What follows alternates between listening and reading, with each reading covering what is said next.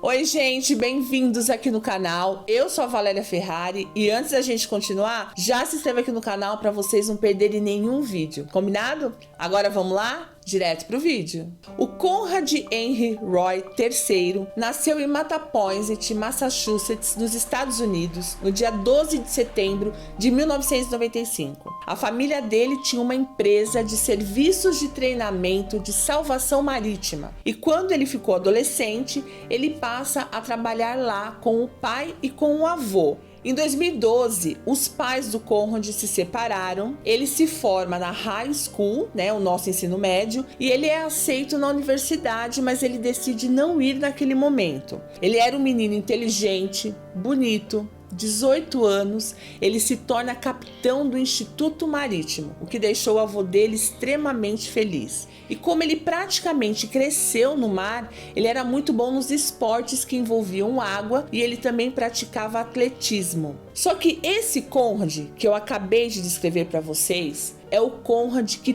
todo mundo via, mas na verdade, atrás dessa imagem existia um outro Conrad. O que acontece? Eu vou explicar para vocês. Desde quando os pais dele se separaram, quando ele tinha 16 anos, o Conrad passou a apresentar alguns problemas emocionais. Ele não ia tão bem na escola, ele se sentia cansado, desmotivado, só queria dormir. Segundo o pai dele, o Conrad chegou a falar aí algumas vezes que ele estava meio confuso, meio esquecido. Provavelmente já eram aí indícios de que ele tinha depressão e ansiedade social. De acordo com alguns relatos, o simples fato dele ter que ir para a escola já deixava o Conrad extremamente desconfortável. Então, ele passa a fazer acompanhamento psicológico e para o psicólogo, apesar dele aparentar ser uma pessoa tranquila, sem problemas, na verdade, ele vivia sem que ninguém soubesse com esses transtornos aparentemente causados pelo baque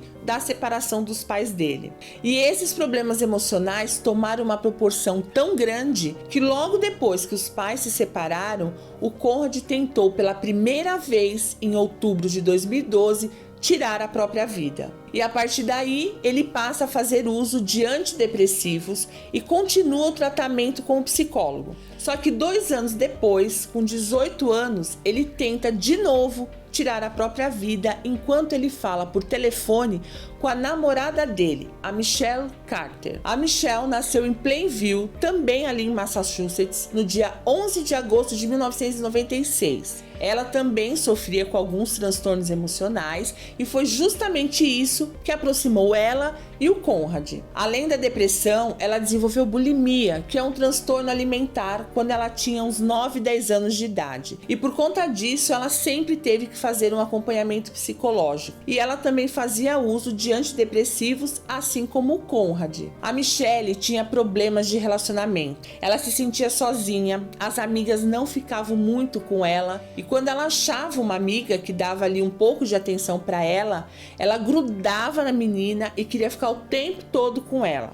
E aí ficava aquela coisa chata e a amiga acabava se afastando dela. A Michelle era do tipo que fazia qualquer coisa para ter amigos. E aí mais pra frente vocês vão entender melhor por que eu tô falando isso. A Michelle e o Conrad se conheceram em 2012 na Flórida enquanto eles passavam as férias com a família. A Michelle na casa dos avós e o Conrad na casa de uma tia. E a partir daí, eles nunca mais pararam de se falar. E como eles moravam um pouco longe, a uns 50 quilômetros de distância, eles só se viram pessoalmente umas 3 ou 4 vezes, mas os dois se falavam o tempo todo por telefone, por e-mail e principalmente por mensagens de texto. Só que ninguém da família do Conrad sabia que os dois se falavam por mensagens. O Conrad nunca mencionou a Michelle para a mãe e nem para a irmã dele. Eles tinham um namoro moderno, namoravam pela internet e eles trocavam mensagens o dia inteiro. Então, qual é o cenário que a gente tem agora? 2 jovens com histórico de vida com problemas emocionais que se conhecem e passam a se relacionar. O Conrad contava tudo para Michel. Ela sabia o que ele estava sentindo, o que incomodava ele. O Conrad confiava nela e talvez por isso ela seria a pessoa certa para poder tirar ele desse buraco que ele estava. Só que infelizmente não foi assim que aconteceu. Olha só, a maioria das mensagens que eles trocavam, e eram muitas mensagens, o assunto era a dificuldade que o Conrad tinha de lidar com os sentimentos dele e também sobre ele não tentar de novo tirar a própria vida. E essa relação dos dois, a princípio, parecia que estava ajudando o Conrad, porque quando ele se sentia mal, era a Michelle que ele procurava. Ela ouvia e até tentava ajudar conversando com ele. Só que chega uma hora que a Michelle para. E quando o Conrad procura por ela, ao invés dela acalmar o Conrad e falar para ele tirar essas coisas da cabeça, que é uma fase que vai passar, não, ela passa a ter outro discurso para ele. Ela começa a perguntar para o Conrad quando ele pretende tirar a própria vida de novo. E ela pergunta isso várias vezes para ele. Depois da primeira vez que ele fez isso, lá em 2012, durante esses 2 anos, o Conrad falou sobre isso com a Michelle muitas vezes. E agora, nas mensagens, ela praticamente exigia que o Conrad tirasse a vida dele. Só que ele não conseguia fazer isso. Ele falava que pensava em fazer, mas ele não fazia. E aí a Michelle falava para ele coisas que faziam com que ele se sentisse pior ainda, que ele se sentisse incapaz e mais fraco ainda. Bebe cloro. Não sei por que não bebe cloro. Se enforca, se joga de um prédio, usa uma faca. Sei lá, tem muitas formas. Até que 1 mês antes do dia fatal, o Conrad manda uma mensagem para Michelle, dizendo que ele estava mal, que ele não sabia mais o que fazer e falou mais uma vez sobre ele acabar com a vida dele. E aquela que poderia ser a única a tirar esse pensamento da cabeça do Conrad, fez o quê? Ela envia uma mensagem para ele respondendo que ele já falou que ia fazer isso várias vezes e que nunca faz. Aí no dia 5 de julho de 2014, uma semana antes do desfecho desse caso, o Conrad volta a comentar com a Michelle sobre ele colocar um fim na vida dele para acabar com os problemas dele. Ele fala que tinha alguma coisa errada com ele, porque ele tinha dificuldade em se socializar com as pessoas. Ele achava que nunca ele iria conseguir se casar, ter filhos. Então ele achava que essa seria a solução para os problemas dele. E a Michelle, como já estava fazendo aí nos últimos dias, disse que ele não teria coragem, que ele ficava falando, mas nunca fazia. Ela diz para ele alguma coisa como: você fala muito e não faz nada. E ele responde que é muito difícil e que ele estava com um pouco de medo de fazer aquilo. Então, ele respondendo isso, parece que ele não estava tão decidido a fazer isso. Talvez ele falasse mais como um pedido de ajuda do que qualquer outra coisa. E a Michelle continua respondendo sem dar a menor importância. Inclusive, essa mensagem dele, ela simplesmente responde com um: eu sei. Nesse dia, o Conrad não fez nada. Ele tomou os remédios e aí ele conseguiu dormir. E aí, no dia seguinte, quando ele conta pra Michelle que ele dormiu, ela fica muito irritada e pergunta por que ele não fez. E mais uma vez ela fala que ele não tinha coragem, que ele só falava, mas na hora não fazia nada, que ele estava mentindo para ela e que ele nunca ia fazer aquilo que ele estava planejando. O Conrad realmente não estava bem. Em junho daquele ano, 2014, um mês antes do dia 13 de julho, o Conrad grava um vídeo que deixa muito claro o que ele estava sentindo, que ele não estava com a cabeça no lugar, que ele precisava de ajuda. Acho que de uma forma inconsciente, o Conrad ali estava pedindo ajuda. Ele fala da dificuldade de se socializar, que a fobia social dominava a vida dele, que ele se sentia menor que as outras pessoas. Ele coloca ali todas as inseguranças que ele sentia. Uma pena que ninguém viu esse vídeo a tempo. Eu vou colocar para vocês um trechinho do vídeo para vocês verem. Oi, aqui é Conrad Roy. O que eu tô fazendo é me olhando negativamente. Eu me olho como uma minúscula partícula na face da Terra. Eu não sou nada. Eu sou um lixo. Eu nunca vou ter sucesso. No começo de julho de 2014, um mês depois dele gravar esse vídeo, o Conrad e a Michelle continuaram trocando mensagens. Ele falando que estava mal e da vontade de tirar a própria vida, e ela respondendo que ele não seria capaz de fazer, e na maioria das mensagens ela continua incentivando ele a fazer isso a qualquer custo. Aí o Conrad começa a pesquisar sobre as maneiras que ele poderia fazer isso, e ele decide que usar monóxido de carbono seria a melhor forma. E ele conta para Michelle que concorda com ele e ela fala para ele seguir com isso. Então, no dia 12 de julho desse mesmo ano 2014, a Michelle escreve uma mensagem para o Conrad dizendo: seus pais sabem disso, sabem que você está numa situação ruim. Eu não estou dizendo que eles querem que você faça isso, mas eu sinto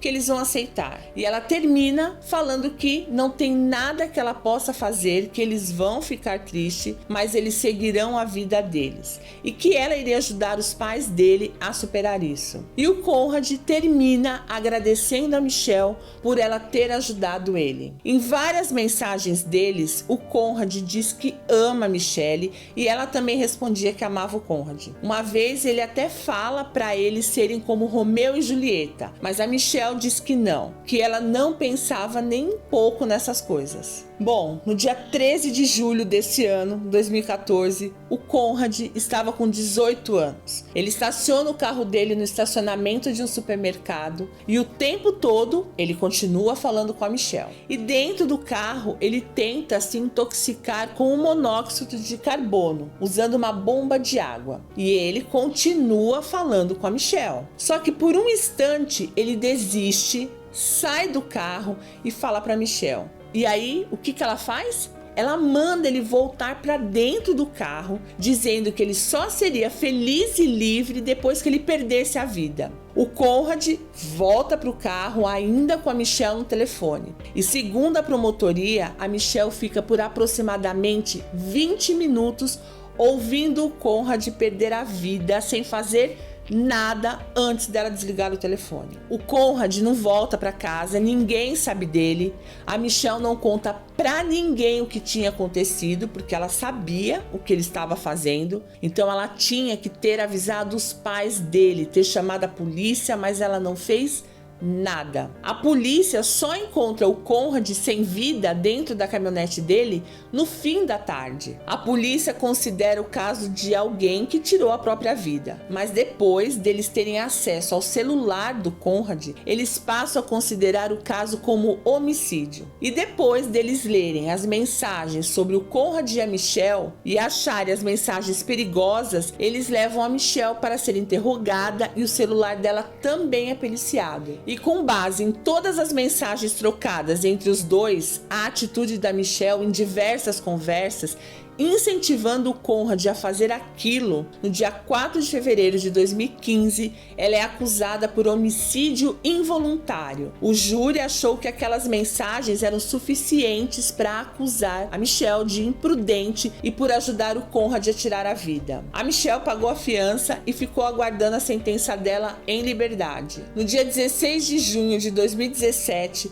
o juiz considerou a Michelle culpada por homicídio involuntário. Ele afirmou que não foram as mensagens anteriores que levaram o Conrad a tirar a vida, mas sim as mensagens que ela e o Conrad trocaram enquanto ele estava dentro do carro naquele dia, conforme as amigas da Michelle contaram nos seus depoimentos durante o julgamento. A acusação descobriu que a Michelle tinha muita dificuldade de se relacionar, então ela estava sempre procurando um motivo para as colegas ficarem com ela. E no dia que o Conrad fez aquilo, enquanto ela conversava com ele, quando ele estava indo para o estacionamento, e durante o que ele estava fazendo, a Michelle também está trocando mensagens com as amigas, falando que o Conrad tinha sumido, que ela não sabia onde ele estava, não sabia o que ele estava fazendo, que ela estava preocupada com ele. Só que ao mesmo tempo, ela estava encorajando o Conrad a fazer aquilo. A polícia vê essas mensagens no celular dela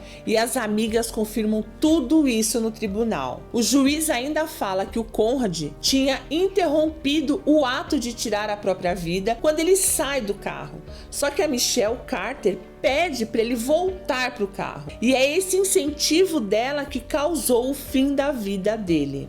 E segundo os promotores e de acordo com o depoimento das amigas da Michelle, quando ela começa a mandar mensagens preocupadas com o Conrad, ela consegue a atenção das colegas que passam a responder as mensagens que ela manda, confortando ela, porque ela era a namorada sofrida, o namorado tinha sumido, então ela consegue o que ela queria. E aí quando elas ficam sabendo o que aconteceu, aí que as meninas dão mais atenção ainda para ela. Essa carência da Michelle é tanta que ela organiza um evento na cidade dela chamado Homes for Conrad, em memória ao Conrad, para arrecadar fundos para uma campanha sobre saúde mental. Ela publica nas redes sociais, vai muita gente, inclusive a família e os amigos do Conrad também vão, apesar deles acharem estranho ela fazer essa homenagem na cidade dela e não na cidade onde o Conrad morava, mas eles vão. Eles nem imaginavam o que a Michelle tinha feito. Ela manda uma mensagem super feliz aí para uma das amigas, falando sobre esse evento, dizendo que agora ela ia ficar famosa. Com o que aconteceu com o Conrad, a Michelle passou a ser a namorada sofrida que perdeu o namorado de forma trágica. Só que não, né? No dia 6 de fevereiro de 2019, o Tribunal Judicial decidiu que a Michelle agiu com intenção criminosa quando ela encoraja o Conrad a tirar a própria vida.